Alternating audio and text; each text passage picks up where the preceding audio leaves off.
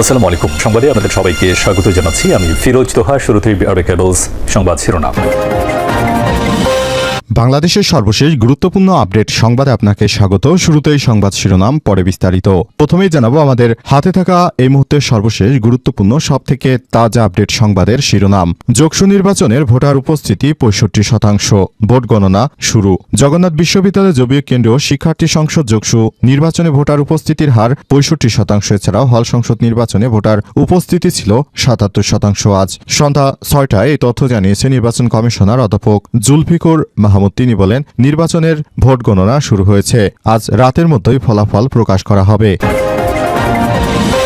এরপর জানাবো ভোট গ্রহণের পরিবেশ নিয়ে আমরা সন্তুষ্ট, বললেন জবি শিক্ষক সমিতির সভাপতি। জগন্নাথ বিশ্ববিদ্যালয় জবি কেন্দ্রীয় শিক্ষার্থী সংসদ যোগসু এবং হল সংসদ নির্বাচনের সার্বিক পরিবেশ নিয়ে সন্তুষ্টি প্রকাশ করেছেন জবি শিক্ষক সমিতির সভাপতি অধ্যাপক ডক্টর রইসউদ্দিন। তিনি বলেন, আজকে ভোট গণনা শেষে যে বিজয়ী হয়ে আসবে আমরা তাকে ওয়েলকাম জানাবো এবং তাদের পাশে থাকব। এদিকে সাবেক কাউন্সিলর বাপ্পির নির্দেশে হাদিকে হত্যা করা হয়েছে বলছে পুলিশ। কার্যক্রম নিষিদ্ধ আওয়ামী লীগ সমর্থিত ওয়ার্ড কাউন্সিলর তাজুল ইসলাম বাপ্পির নির্দেশে ইনকিলাব মঞ্চের মুখপাত্র শরীফ ওসমান হাদিকে হত্যা করা হয়েছে বলে জানিয়েছে পুলিশ। জানা গেছে, রাজনৈতিক প্রতিহিংসার কারণে নৃশংস এই হত্যাকাণ্ডের ঘটনা ঘটে। জানাবো পাকিস্তানের কাছ থেকে অত্যাধুনিক যুদ্ধবিমান কিনতে চায় বাংলাদেশ। বাংলাদেশ বিমান বাহিনী প্রধানের সঙ্গে পাকিস্তানের বিমান বাহিনী প্রধানের সাক্ষাৎ। বাংলাদেশ বিমান বাহিনীর হাতে নতুন প্রজন্মের যুদ্ধবিমান যুক্ত হতে পারে এমন সম্ভাবনাকে সামনে রেখে পাকিস্তানের সঙ্গে উচ্চ পর্যায়ের আলোচনায় বসেছে ঢাকা। এবং এই আলোচনার মাধ্যমে গত বছর ভারত যে যুদ্ধবিমান ভূপাতিত হয়েছিল পাকিস্তানের দ্বারা, যে বিমান দ্বারা পাকিস্তান এই সক্ষমতা দেখিয়েছিল, যেটির নাম হচ্ছে যে 17 থান্ডার, এই যুদ্ধবিমানই কিনার সিদ্ধান্ত গ্রহণ করছে বাংলাদেশ, যেতে বাংলাদেশের সামরিক প্রতিরক্ষা সেক্টর আরও বেশি উন্নতি হচ্ছে। এবং সর্বশেষ জানাবো, ত্রয়োদশ জাতীয় সংসদ নির্বাচনে পর্যবেক্ষক পাঠাচ্ছে না জাতিসংঘ। আসন্ন নির্বাচনে বাংলাদেশে কোনো পর্যবেক্ষক পাঠানোর পরিকল্পনা নেই জাতিসংঘের পর্যবেক্ষণ সংস্থান। জাতিসংঘের কাজের অংশ নয় বলেও জানিয়েছে সংস্থাটি। আজ নিয়মিত ব্রিফিং এক প্রশ্নের জবাবে মহাসচিবের মুখপাত্র স্টিফেন ডুজারিক এসব তথ্য নিশ্চিত করেছেন। প্রিয় দর্শক, এতক্ষণ শুনছিলেন সংবাদ শিরোনাম, এবারে বিস্তারিত। তবে তার আগে বন্ধুরা, অনুরোধ থাকবে এই সংবাদটিতে একটি লাইক দিন। এই চ্যানেলে আপনি নতুন হয়ে থাকলে আমাদের সংবাদটি দেখতে দেখতে চ্যানেলটি সাবস্ক্রাইব করে রাখুন। কমেন্ট করে বন্ধুরা আপনার মূল্যবান মতামত জানিয়ে দিন আপনি বিশ্বের কোন দেশ থেকে বা বাংলাদেশের কোন স্থান থেকে আমাদের সংবাদটি দেখছেন এবং শুনছেন। আর বন্ধুরা, সংবাদটি আপনার সোশ্যাল মিডিয়া ফেসবুকে শেয়ার করে বন্ধুদেরও দেখার সুযোগ করে দিন। আর গাজা যুদ্ধে আপনি যদি নিরীহ ফিলিস্তিনিদের ভালোবেসে থাকেন, কমেন্টে ইয়েস লিখে বিশ্ববাসীকে জানিয়ে দিন। ফিলিস্তিনিদের জন্য সবার মনেই দোয়া রয়েছে, আপনিও আমাদের সঙ্গে এই দোয়ায় শরিক হন, সেজন্য কমেন্টে আমিন লিখে বিশ্ববাসীকে জানিয়ে দিন। এবারে বিস্তারিত। যোগসু নির্বাচনে ভোটার উপস্থিতি 65%। ভোট গণনা শুরু। জগন্নাথ বিশ্ববিদ্যালয় জবি কেন্দ্রীয় শিক্ষার্থী সংসদ বা যোগসু নির্বাচনে ভোটার উপস্থিতির হার প্রায় 65%। এছাড়া হল সংসদ নির্বাচনে ভোটার উপস্থিতি ছিল 77%। মঙ্গলবার 6 জানুয়ারি সন্ধ্যা 6টায় এই তথ্য জানায় নির্বাচন কমিশনার অধ্যাপক জুলফিকুর মাহমুদ। এ সময় ভোট গণনা শুরু ঘোষণা দেয় নির্বাচন কমিশন। ভোট গণনার ব্যাপারে নির্বাচন কমিশন অধ্যাপক শহীদুল ইসলাম বলেছেন, আমরা এখনই ভোট গণনার কাজ শুরু করব। প্রথমে ব্যালট পেপার ম্যানুয়ালি স্ক্রিনিং করে দেখা হবে। ব্যালটে ক্রস চিহ্ন ছাড়া অন্য কোনো চিহ্ন আছে কিনা সেগুলো দেখা হবে। অন্য কোনো চিহ্ন কোনো প্রার্থীর নামের পাশে থাকলে এই পদের ভোটটি বাতিল করা হবে। এর আগে এদিন সকাল 9টায় শুরু হয়ে বিকাল 3টা পর্যন্ত ভোট গ্রহণ চলে। তবে নির্ধারিত সময়ের পরও অর্থনীতি, ইসলামিক স্টাডিজ সহ কয়েকটি বিভাগের কেন্দ্রে ভোটারদের দীর্ঘ লাইন লক্ষ্য করা যায়। এসব ভোটার নির্ধারিত সময়ের পরও ভোট প্রদান করেছে। ভোট গ্রহণ শেষে সব কেন্দ্রের ব্যালট বক্স আনা হয় কেন্দ্রীয় নিয়ন্ত্রণ কক্ষ, বিশ্ববিদ্যালয় কেন্দ্রীয় অডিটোরিয়াম। ভোট গণনা বিশ্ববিদ্যালয়ের বিভিন্ন স্থানে এলইডি স্ক্রিনে প্রদর্শন করা হয়। মোট ভোটার ছিল 16,649 জন।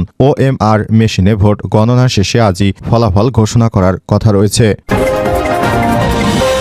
ভোট গ্রহণের পরিবেশ নিয়ে আমরা সন্তুষ্ট, জবি শিক্ষক সমিতির সভাপতি। জগন্নাথ বিশ্ববিদ্যালয় জবি কেন্দ্র শিক্ষার্থী সংসদ যোগসু এবং হল সংসদ নির্বাচনের সার্বিক পরিবেশ নিয়ে সন্তুষ্টি প্রকাশ করেছেন জবি শিক্ষক সমিতির সভাপতি অধ্যাপক ডক্টর রইসউদ্দিন। তিনি বলেছেন, আজকে ভোট গণনা শেষে যে বিজয়ী হয়ে আসবে আমরা তার পাশে দাঁড়াবো। মঙ্গলবার 6 জানুয়ারি বিকেলে এক সংবাদ সম্মেলনে সব কথা বলেন তিনি। অধ্যাপক ডক্টর রইসউদ্দিন বলেছেন, আজকে ভোট গ্রহণ সম্পন্ন হয়েছে। এখন পর্যন্ত যে পরিবেশ রয়েছে আমরা এতে সন্তুষ্ট।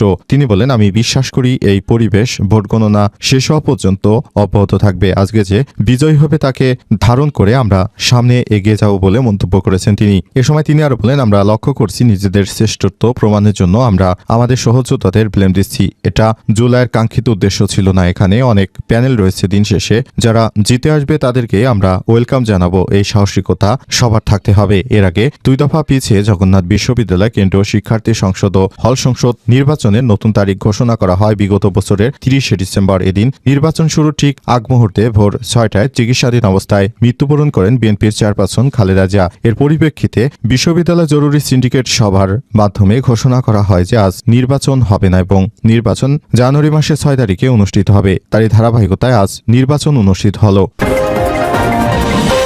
সাবেক কাউন্সিলর বাপ্পির নির্দেশে হাদিকে হত্যা করা হয়েছে বলছে পুলিশ। কার্যক্রম নিষিদ্ধ আওয়ামী লীগ সমর্থিত ওয়ার্ড কাউন্সিলর তাজুল ইসলাম বাপ্পির নির্দেশে ইনকিলাব মঞ্চের মুখপাত্র শরীফ ওসমান হাদিকে হত্যা করা হয়েছে বলে জানিয়েছে পুলিশ। জানা গেছে, রাজনৈতিক প্রতিহিংসার কারণে নৃশংস এই হত্যাকাণ্ডের ঘটনা ঘটেছে। আজ বিকেলে ডিএমপির মিডিয়া সেন্টারে আয়োজিত সংবাদ সম্মেলনে সব তথ্য জানায় অতিরিক্ত police commissioner DB Mohammad Shafiqul Islam. Police জানিয়েছে, আওয়ামী লীগ ও ছাত্রলীগের বিরুদ্ধে কথা বলায় নৃশংস এই হত্যাকাণ্ড।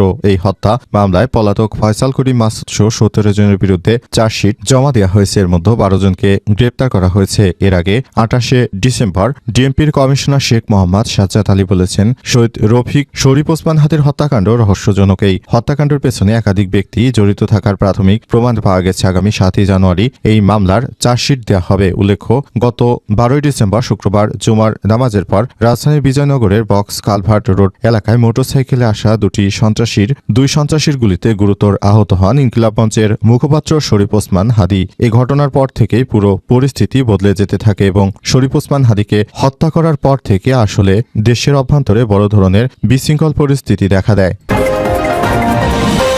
বাংলাদেশ ও পাকিস্তানের বিমান বাহিনী প্রধানের বৈঠক। পাকিস্তানের কাছ থেকে অত্যাধুনিক যুদ্ধবিমান কিনতে চায় বাংলাদেশ বিমান বাহিনীর হাতে নতুন প্রজন্মের যুদ্ধবিমান যুক্ত হতে পারে এমন সম্ভাবনাকে সামনে রেখে পাকিস্তানের সঙ্গে উচ্চ পর্যায়ের আলোচনায় বসেছে ঢাকা। ইসলামাবাদ সফরে গিয়ে পাকিস্তান বিমান বাহিনী প্রধান air chief martial Zahir Ahmed বাবার সিদ্দিকীর সঙ্গে যে 17 ঠান্ডার যুদ্ধবিমান কেনার বিষয়ে বিস্তারিত আলোচনা করেছে বাংলাদেশ বিমান বাহিনী প্রধান air chief marshal Hasan Mahmud Khan. অবশ্য শুধু যুদ্ধবিমান নয়, প্রশিক্ষণ, প্রযুক্তি স্থানান্তর, পুরনো বহরে নতুন করে সংযোজন সহ আরও বিভিন্ন বিষয় নিয়ে সামরিক রক্ষণাবেক্ষণ, রাডার ও আকাশ নজরদারি ব্যবস্থা শক্তিশালী করা সহ সামগ্রিক প্রতিরক্ষা সহযোগিতা জোরদার নিয়েও আলোচনা শুরু করে দিয়েছে দুই পক্ষ। পাকিস্তানের সংবাদ মাধ্যম দ্য ডন বলছে, পাকিস্তান ও বাংলাদেশের বিমান বাহিনীর প্রধান JF-17 থান্ডার যুদ্ধবিমান কেনার সম্ভাবনা নিয়ে পাকিস্তান এবং বাংলাদেশের মধ্যে বিস্তারিত আলোচনা হয়েছে বলে এক বিবৃতিতে জানিয়েছে পাকিস্তানের সামরিক বাহিনীর মিডিয়া উইং। আন্তঃবাহিনী জনসংযোগ পরিদপ্তর ISPR ও চীন পাকিস্তানের যৌথ উদ্যোগে তৈরি বহুমুখী JF-17 যুদ্ধবিমান 2019